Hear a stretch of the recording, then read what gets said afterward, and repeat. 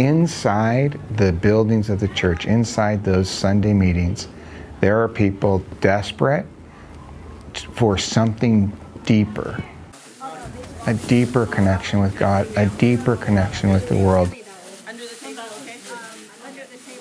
What started it for me was an encounter with a homeless woman on Noriega. I walked by her, immediately knew what Jesus wanted me to do, went home, prepared a lunch, brought it to her, she prayed with me, and I knew then that this was where I was meant to serve. When I give up food to someone, I actually get more than I give up.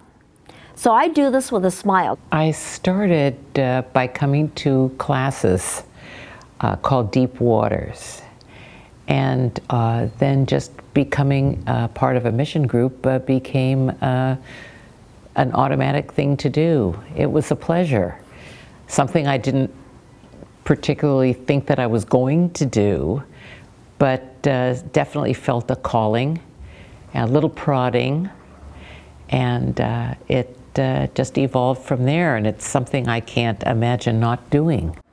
One of the things that I think we've learned in this process of trying to become a mission-minded church is, how do we change the way people think?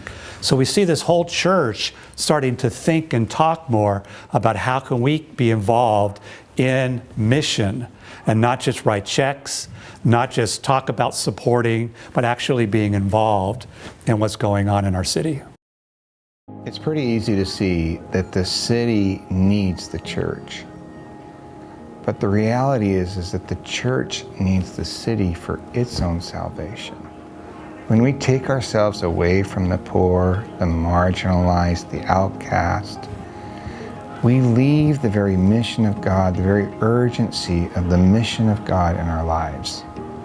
But when we re-engage the poor, when we walk with the poor, we discover the sacrament of Jesus in the faces of the poor. And that leads to renewal, the kind of renewal that can renovate our society.